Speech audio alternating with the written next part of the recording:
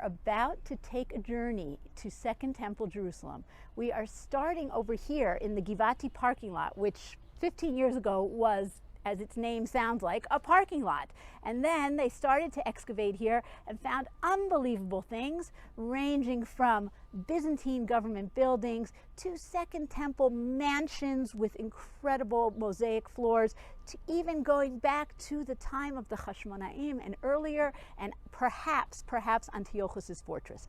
We want to go to the heart of Second Temple Jerusalem, and that's the wall, the street alongside the Western Wall. In order to get there, we are going to go underground, underneath the streets where the sewers of Bayit Sheni Jerusalem were.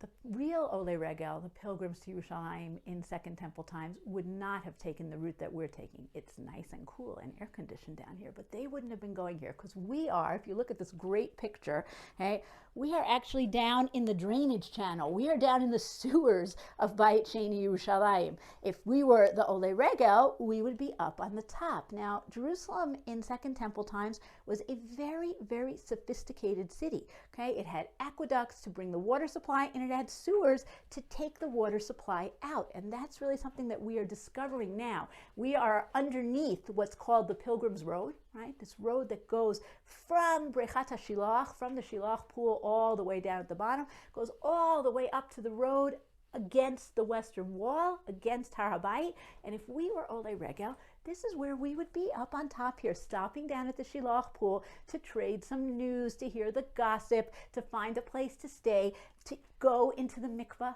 okay? And then to start making our way up. The other thing that happens on this road and at the Shilach pool is bringing water for the Mikdash, because the Shilach pool has water from the Gihon spring. That's holy water, that's Mikudash, and it's used in the Mikdash for things like Nisuch HaMayim, for things like putting into the ashes of the Para Aduma. So the Shilach down at the bottom of Ir David and Har HaBayit are very connected, and we are on that connecting road. Now, just to get us back to the feeling of Tisha B'Av for a minute, most of what we're going to do today is about life in Bayit Sheni times, but we also want to talk a little bit about the end. And this sewer actually was the site of a very dramatic discovery a few years ago when they started excavating it. What they found were two very unusual things.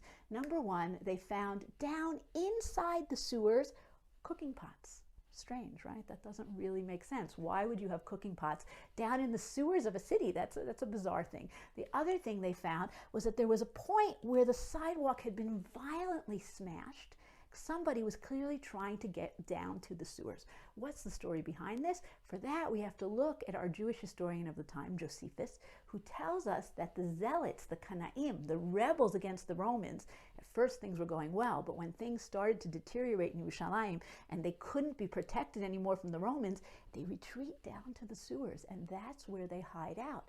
Okay, for those of us who know modern history, shades of the story of the Warsaw Ghetto Uprising, right? A very similar kind of a retreat.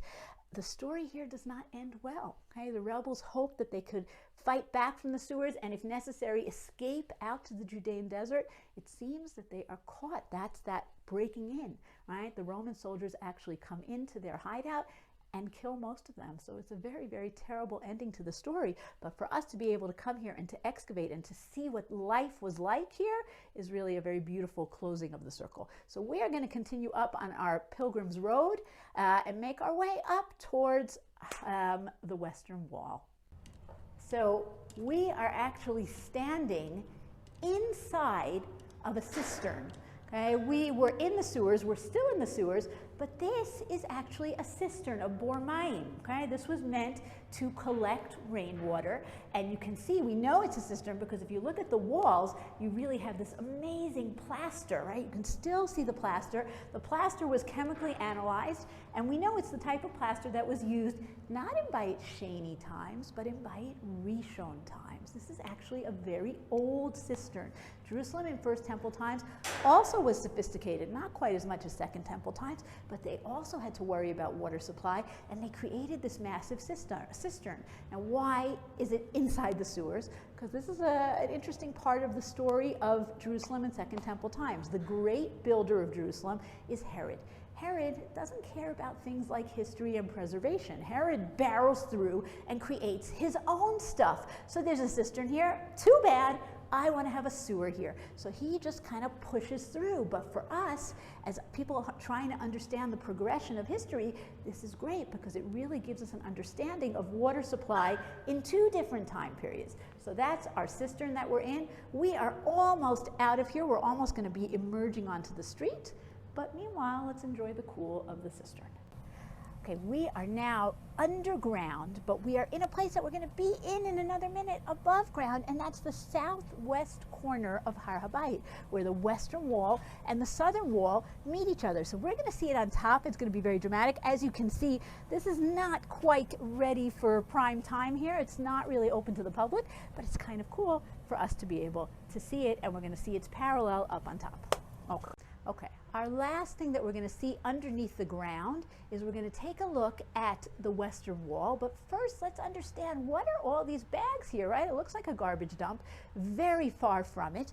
These are the bags of dirt that were taken out of the space here to open it up so that we could see what's here. But the dirt itself is important because it has to be sifted, because it contains treasures. A garbage dump today is a garbage dump. A garbage dump in 1,000 years is an archaeological site. And we're going to take a look in just a second at some of those treasures. So come with me, and we are going to stand by the western wall, and we're going to understand what was found here. So we're going to go out of our secret access.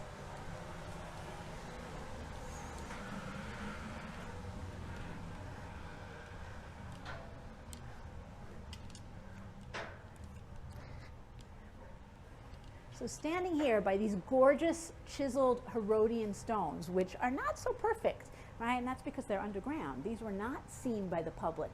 But Herod always wanted everything to look good, even though it's underground. But we are at the foundations of the western wall here.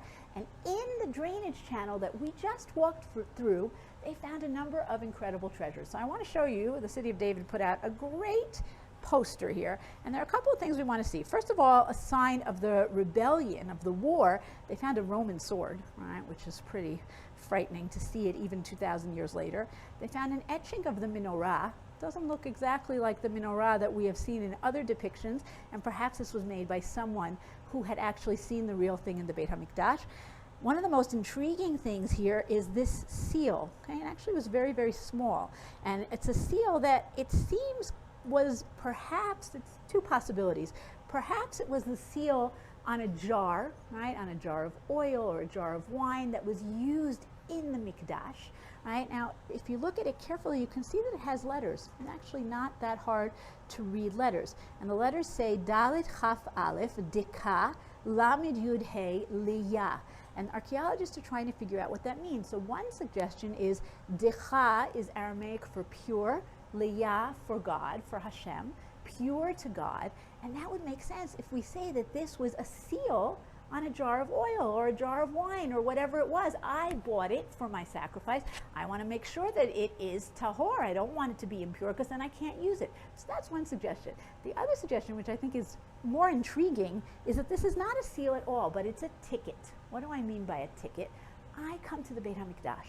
I buy my sacrifice, but my sacrifice is not just an animal, right? If you've learned a little about korbanot, you know that you need to have the mincha, right? You need to have the bread, you need to have the wine, you need to have all the extras that go along with it. And in order to do that, you need to go to the store of the Mikdash and get those things. This is a chit. You give money and you get this chit in return that you bring to the store. What does it mean? Okay, it is talking about the mishmeret, the priestly order that served that week. It's actually a time stamp. That's what it is, right? It is from the day of Aleph, right, Yom Rishon, li Yehoyariv, to the mishmeret of Kehuna of one of the priestly orders. And that way you can only use it on that day. You can't come back, give it to your cousin to come back tomorrow to use it again, right? Remember those Metropolitan Museum buttons that have different colors for different days?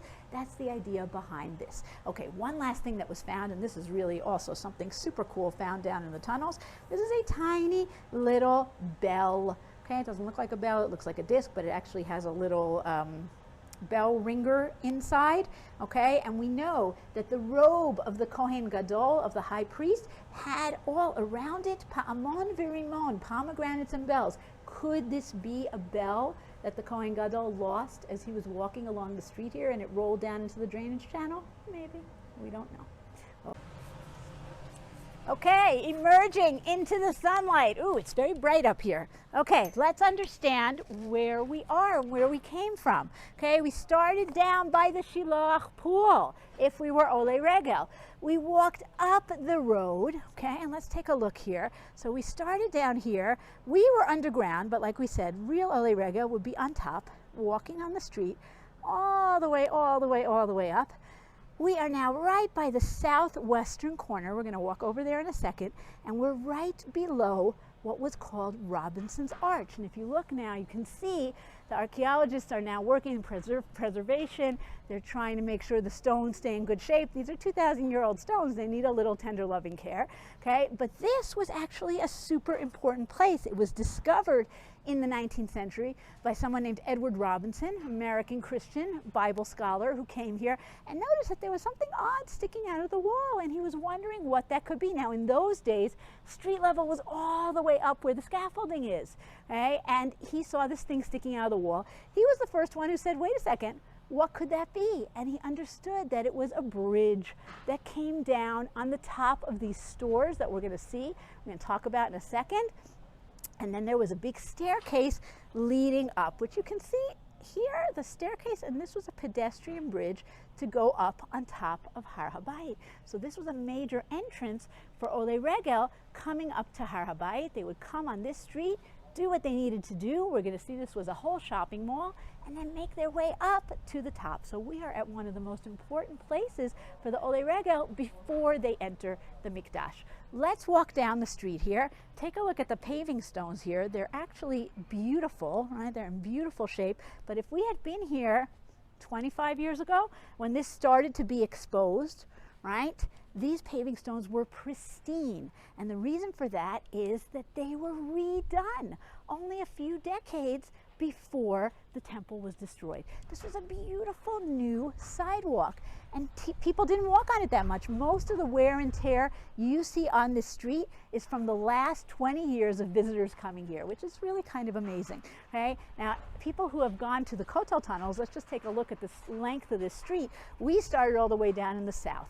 If you've gone in the Kotel tunnels, you have continued on this street till its very end point.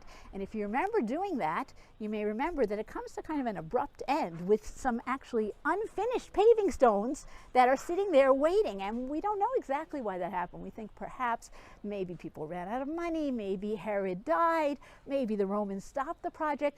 But even so, it really was an incredible project. Don't be fooled by the fact that when you go in the Kotel tunnels, you're underground. Really, the street was all exposed, going the whole length of this beautiful western wall. Now remember we were at that southwestern corner underground. Now here we are above ground. You can see, let's just take a look at the gorgeous masonry, right? How incredibly beautiful these stones are, right? Those stonemasons who were practicing down on the bottom, they did a great job here. They made these gorgeous, gorgeous stones. Okay? They look much better than the stones we actually see when we go to the Kotel, because those stones are higher up and some of them were replaced and they've been touched. These have been lying underground, waiting for the Jewish people to expose them, waiting for hundreds upon hundreds of years. So they're actually in incredible, pristine condition. Now, when the archaeologists started to excavate here, they discovered a number of things, and we're going to take a look at one of them that is really very special. So come over here. Oh, we're here at a good time of day. The light is hitting it just right. Okay. Now, if you take a look at this massive stone, you don't need to be an architect to see that this is a corner, right? This is a nice corner, and it was actually found here. What does that mean? This corner is that corner, is the corner. It's hard to see in the sun, but it's the corner that the southern wall and the western wall of the Temple Mount meet. Okay, and this was the corner that was there. Okay, now that would be nice in and of itself, but even more so, this is a copy. The real one's in the Israel Museum. That's why I'm allowed to touch it like this. But you can see, I hope you can see, etched in these beautiful letters, right? And if you can read Hebrew, you can read these letters, because these are the letters that we use today. And here it is: Lamed Bet Yud Taf Libet Hey Taf Kuf Yud Ayin Hey Hatkiah Lamed Hey Chaf, vet, we're not quite sure. Lebeit hatki'ah, lehach, lehav, it's cut off, we don't know. What's a beit hatki'ah? Right, so we all know tekiah is what the sound that the shofar makes. It's also a sound that a trumpet makes. Either one of them makes this very loud trumpeting sound. And what we think this is, we think this refers to something that the Gemara in Shabbat and other places talks about, and that is the fact that the Levi'im on Friday afternoon would go up to the corner here and blow the shofar to signal to the people in the city Shabbat is coming. They didn't have iPhones, they didn't have alarm clocks, they didn't have any way to know except by looking at the sun. What if it was a cloudy day? What if you were busy in an inner room? How did you know? So they would blow. And when people would hear the first time, they would start to come home from the fields. And the second time, they would close up their stores. And the third time, that's when your mother says, get in the shower right now, right? Put the cholent on the blech. That's what that was, okay? And they would wait a little bit and then blow a last time, and Shabbat would begin. Now, I love this because, first of all, we're talking about a lot of grand ideas, the mikdash and sacrifice. This is a very homey idea, right? This is everybody's house. And when does Shabbat start? And even that is connected to the mikdash. The mikdash comes into our homes, okay? I love it because it tells you how quiet the world was in those days, that a Levi up on top here could blow a shofar and people in the fields surrounding Yerushalayim would hear it, okay? No trucks. And also, it's something that in some communities we still do today. Right? In Jerusalem, we have a siren that goes off. In Gush Etzion, we have a siren. In Muncie, there's a siren, right? And that comes from here. So, Lebeit HaTkiyah, beautiful thing. One last thing before we go to the stores, just in case we weren't so clear about the walls, just to understand, right? We are talking about walls around Har HaBayit. Herod, maybe others, build these walls so that you can have a larger space on top for the mikdash and for everything that is there, all the different courtyards and everything else. So these are not walls around the mikdash, they are walls around the mountain, but they are important in and of themselves. Okay. We're on this main street, right? This Broadway, Fifth Avenue, whatever you want to call it, of Second Temple Jerusalem. What's happening on the street? It's not just a thoroughfare for people to get from point A to point B, to go up by Robinson's Arch up to the Beit HaMikdash. But what do you need to have in any big downtown? You need stores, you need the commercial center, and that's what this is. But the twist here is that the commercial center is very connected to the Beit HaMikdash. So I am standing, you guys saw the picture there, I'm standing in this row of stores. There's a row of stores on either side of the main street, right? When you think of stores, don't think of Saks Fifth Avenue, think of the Shuk, right? This is a market. This is a small little area here. In the morning, the shopkeeper comes, opens up the gates, and we know there are gates because we can see the grooves in the floor. There were wooden gates, but the grooves are made out of the stone, so they're still here. He opens up his gates, he takes out his table and all of his whatever it is that he's selling, and he sets up on the sidewalk here. But this is kind of the storage area, or if it's a rainy day, and we have stores all along here. And the people who are coming, the Olei Regel, need to do some commercial activity. What do they need to do? They don't need to just buy a t-shirt. My mom went to the Beis HaMikdash and all I got was this lousy t-shirt. They need to do other things, right? First of all, very good chance they have to change money. Remember that the Olei Regel are coming from all over the Jewish world. That means not just Israel. That means Egypt, Babylonia, maybe even Rome. Okay, they have to change money. If they haven't already done this at home, they have to give money for the machatzit shekel. They need to give their half shekel tax to the mikdash. So there's a lot of money changing, shulchani, right, as the Mishnah talks about it, money changing activity that's happening here. There's also shopping that's happening here. I need to get what I need for my korbanot. Some things I buy here, some things, like we said, you get in the mikdash. And even better, and this is a great idea that we should all adopt today, you have an idea called Maser Sheni, right? In our 7-year Shemitah cycle, 2 of the years, years 3 and year 6, are Maser Sheni, right? What that means is I have a pomegranate orchard and I need to bring 1/10 of that and not give it to the poor like in other years of Maser Ani, but I have to give it in Jerusalem. I have to eat it. I have to enjoy it. I'm not going to schlep a ton of pomegranates to Jerusalem. That's not particularly practical, and I don't want to eat that many pomegranates. So what do? I convert the value into money. I come to Yerushalayim and I buy myself a nice steak dinner, right? It's a beautiful idea, bringing your money, helping to build the economy of Jerusalem, being here together with Am Yisrael, Yerushalayim, Ir Shechubra LaYachdav, that connects all the people, and we come here and we spend our money here and we enjoy here and we celebrate here. Okay, one last thing that was found here, two things that were found here. First of all, they found here an inscription that says on it, again, also in the Israel Museum, the Hebrew letters Kuf Resh Bet Nun, and it has a picture, in case you weren't literate, of two upside down birds. Okay, what does that mean? Kuf Resh Bet Nun, Korban. This is the Korban store. This is where I buy my Korbanot. Here I am a Yoledet, right? I'm a woman who just gave birth. I need to get some birds for my Korban. Okay, the other thing that was found here was underneath one of the stores, they dug under the ground and they discovered somebody's cash register. Okay, not a cash register, but somebody took all their money. They knew trouble was coming. The Romans were on their way, and I better bury the money. Unfortunately, we don't know what happened to this storekeeper, but he never came back for the money, and it's still found under here. The last date on the coins that are found is the years of the Great Revolt, the years of 66 to 70. Okay, we have a great perspective from here of everything we've seen so far.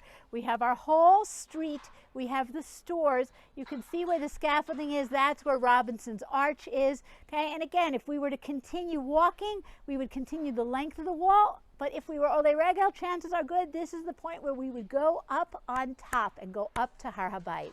And when the archaeologists came here, this was in no way exposed the way it is today. It was actually completely covered with the massive boulders that you can see here. Now, if you see these boulders, you can understand very clearly that these are rocks from the top of the Temple Mount as well as the higher courses of the wall. And you can even see that some of them have that distinctive Herodian frame around them.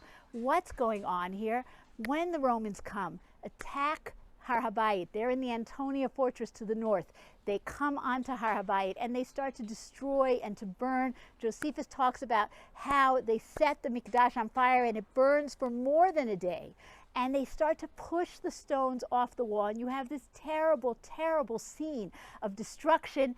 And when the archaeologists excavated here, they made a very specific decision. They said, we want to expose what was here. We want to understand the glory and the beauty of the past, but we don't want to forget the tragic end. And that's why they decided to leave these stones here, one pile of them, as a silent witness to what happened. Now, it really is very silent. What you have to imagine, and it's hard for us to put ourselves in their place, but try to think about the sounds that are here, okay? The smells that are here. People running away in fear, nobody knowing what's going on. The Mikdash on fire, smelling the smoke and the fire.